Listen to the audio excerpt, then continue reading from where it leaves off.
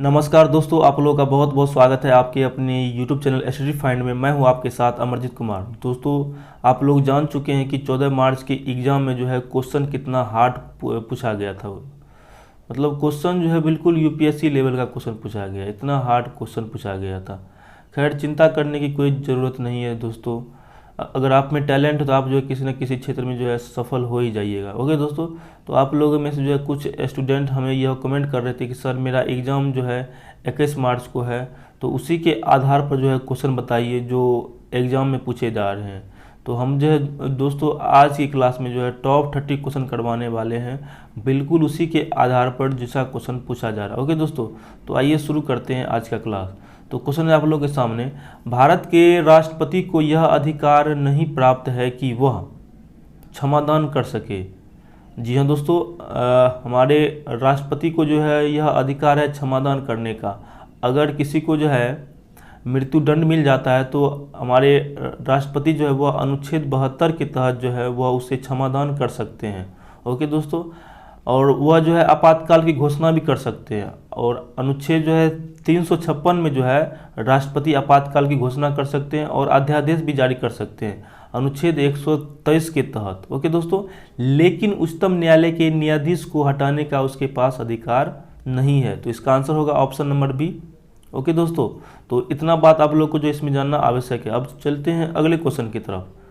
संघीय मंत्री परिषद के मंत्री उत्तरदायी होते हैं दोस्तों, तो वह जो है केवल लोकसभा के प्रति उत्तरदायी होते हैं संघीय मंत्री परिषद के मंत्री। ओके, तो इसका आंसर होगा ऑप्शन नंबर डी। आइए इसमें जो है कुछ फैक्ट्स के बारे में जानकारी हासिल करते हैं दोस्तों। अब इसमें जो है किस अनुच्छेद में यह कहा गया है कि भारत में एक प्रधानमंत्री हो। तो अनुच्छेद कितना में कहा गया है, तो अनुच्छेद जो है दोस्तों 75 में कहा गया है कि भारत में एक प्रधानमंत्री हो। और किस अनुच्छेद में कहा गया है कि भारत में एक राष्ट्रपति हो, तो अनुच्छेद 52 में कहा गया। ओके दोस्तों, तो इतना बात जो है आप लोगों को इसमें जानना आवश्यक है। चलिए अगले क्वेश्चन की तरफ। मौलिक कर्तव्य को निर्धारित किया गया है दोस्तों, किस संविधान संशोधन में जो है मौलिक कर्तव्य को निर्धारित किया गया है दोस्तों।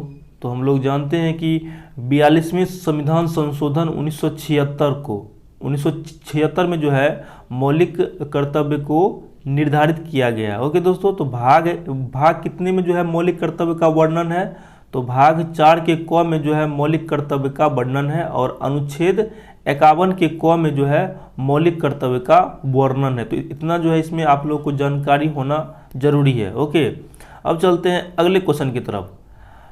अब देखिए क्या कह रहा है दोस्तों क्वेश्चन, भारतीय संविधान को संविधान सभा द्वारा अंगीकृत किया गया। तो हम लोग जानते हैं कि 26 नवंबर 1949 को जो है भारतीय संविधान को संविधान सभा द्वारा अंगीकृत किया गया। तो इसका आंसर होगा ऑप्शन नंबर ए। ओके दोस्तों, अब चलते हैं अगले क्वेश्चन की तरफ।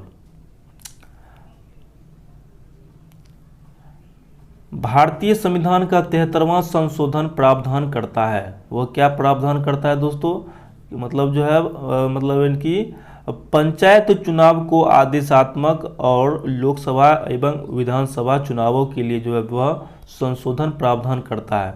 तो कौन सा संशोधन, तो 73वां संशोधन। अब इसमें जो है ईयर अगर आपसे इनकी पूछ देगा तो वह जो होगा ईयर क्या होगा दोस्तों, 1992 में जो है संविधान का 73वां संशोधन पारित हुआ। ओके दोस्तों, तो इतना जो है आप लोग को इसमें जानकारी होना आवश्यक है।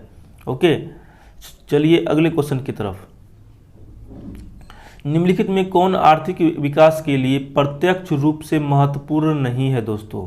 तो वह क्या है दोस्तों, मुद्रा की मात्रा। तो इसका आंसर होगा ऑप्शन नंबर ए, मुद्रा की मात्रा। ओके, आइए चलते हैं अगले क्वेश्चन की तरफ। भारत सरकार की आय का सबसे बड़ा स्रोत क्या है दोस्तों।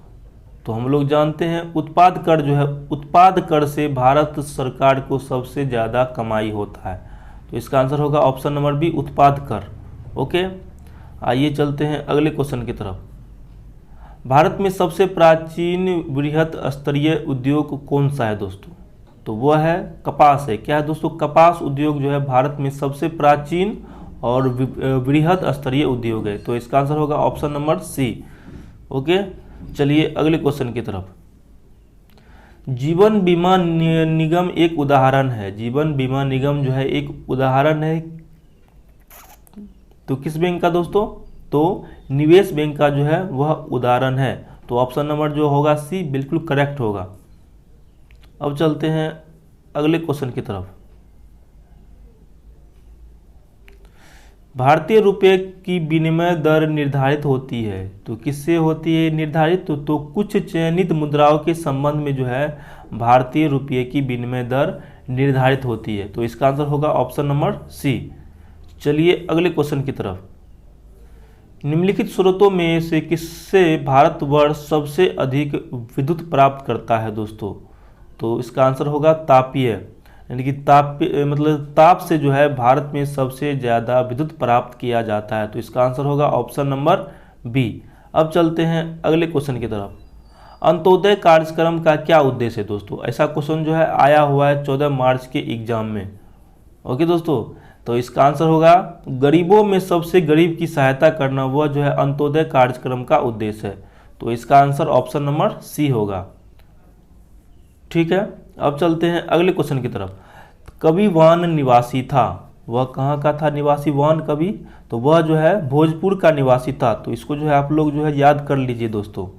ओके दोस्तों, तो ऐसा क्वेश्चन पूछा जा रहा है। आइए अब चलते हैं क्वेश्चन नंबर अगले की तरफ। भारत छोड़ो आंदोलन से उत्पन्न दंगे किस क्षेत्र में सबसे अधिक व्यापक रहे दोस्तों? तो आप लोगों को बताना है। तो वह जो है दोस्तों बिहार और संयुक्त प्रांत में जो है वह सबसे अधिक व्यापक रहे। किस क्षेत्र में? तो बिहार और संयुक्त प्रांत में। तो इसका आंसर होगा ऑप्शन नंबर डी 1 और 4। तो इतना जो है आप लोग को इसमें जानकारी होना आवश्यक है। और इसमें जो है थोड़ा जान लीजिए कि भारत छोड़ो आंदोलन कब प्रारंभ हुआ दोस्तों? तो वह जो है 9 अगस्त 1942 को प्रारंभ हुआ। कब? 9 अगस्त 1942 को प्रारंभ हुआ भारत छोड़ो आंदोलन। और इसको जो है कौन प्रारंभ किए थे? तो महात्मा गांधी इसको प्रारंभ किए थे। तो इसका जो है डेट भी आप लोग को याद करना जरूरी है। ओके दोस्तों, अब चलते हैं अगले क्वेश्चन की तरफ। भारत की प्रमुख खाद्य फसल क्या है दोस्तों? तो हम लोग जानते हैं चावल जो है, चावल यह भारत की प्रमुख खाद्य फसल है। तो इसका आंसर होगा ऑप्शन नंबर बी।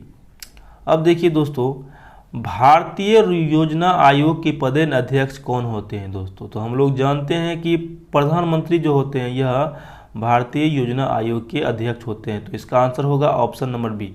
अब इसमें जो है थोड़ा जान लीजिए, अगर आपसे क्वेश्चन पूछ देगा कि नीति आयोग जो है कब मतलब इनकी अस्तित्व में आया, तो नीति आयोग की स्थापना जो है दोस्तों 1 जनवरी 2015 को जो है नीति आयोग की स्थापना किया गया। तो इसमें जो है आप लोग को यह जानकारी होना आवश्यक है कि नीति आयोग की स्थापना जो है दोस्तों 1 जनवरी 2015 को हुआ था। और इसके जो अध्यक्ष होते हैं, कौन होते हैं इसके अध्यक्ष? तो इसके अध्यक्ष होते हैं हमारे प्रधानमंत्री। ओके, योजना आयोग का स्वरूप क्या है दोस्तों? तो योजना आयोग का जो है स्वरूप होता है परामर्शदात्री संस्था। क्या होता है? परामर्शदात्री संस्था। तो इसका आंसर होगा ऑप्शन नंबर बी, परामर्शदात्री संस्था। ओके, चलिए अगले क्वेश्चन की तरफ। भारत में आर्थिक विकास अवरुद्ध रहा है, मुख्यतः किस क्षेत्र में जो है, मतलब जो है किस कारण जो है भारत में आर्थिक विकास अवरुद्ध रहा है दोस्तों? वह जो है अकुशल कृषि व्यवस्था के कारण जो है दोस्तों भारत में आर्थिक विकास रुका हुआ रहा। तो इसका आंसर होगा ऑप्शन नंबर ए। अब चलते हैं अगले क्वेश्चन की तरफ। भारत की 8वीं पंचवर्षीय योजना की अवधि क्या है दोस्तों? तो इसमें जो है सबसे पहला आप लोग यह जानिए कि भारत में जो है फर्स्ट पंचवर्षीय योजना जो है 1951 से 56 के बीच रहा। कब किया? मतलब 1951 से 56 के बीच जो है भारत में प्रथम पंचवर्षीय योजना का काल रहा। और इस टाइम जो है भारत के प्रधानमंत्री कौन थे? जवाहरलाल नेहरू थे। इस टाइम जो भारत के प्रधानमंत्री जवाहरलाल नेहरू थे। और भारत की प्रथम पंचवर्षीय योजना जो है वह हैराड मॉडल पर आधारित था। कौन सा मॉडल? हैराड मॉडल। और भारत के द्वितीय पंचवर्षीय योजना जो है वह पीसी महालनोबिस मॉडल पर आधारित रहा। पीसी महालनोबिस मॉडल पर आधारित रहा। ओके दोस्तों, और भारत की द्वितीय पंचवर्षीय योजना जो है दोस्तों 1956 से 1961 के बीच रहा। कब रहा? 1956 से 1961 के बीच भारत की द्वितीय पंचवर्षीय योजना रहा। ओके दोस्तों, तो इसमें कहा रहा है 8वीं पंचवर्षीय योजना का काल, तो वह जो है दोस्तों 1992 से 97 के बीच जो है भारत की 8वीं पंचवर्षीय योजना का काल रहा। तो इसमें जो है इतना आप लोग को जानकारी होना आवश्यक है। अब चलते हैं अगले क्वेश्चन की तरफ।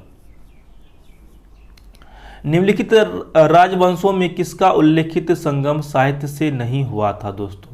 तो मैं आप लोगों को बता दूं कि कदम का जो है संगम वह साहित्य से नहीं हुआ था, तो इसका आंसर होगा ऑप्शन नंबर ए, कदम्ब। अब चलते हैं अगले क्वेश्चन की तरफ।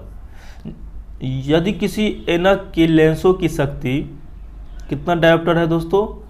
तो वह है +2 डायोप्टर है। कितना है? +2 डायोप्टर है। तो इसका जो है फोकस दूरी ज्ञात करने के लिए कह रहा है। तो हम लोग जानते हैं कि लेंस का डायोप्टर बराबर होता है 1/f, मतलब यानी कि 1 यानी फोकस दूरी।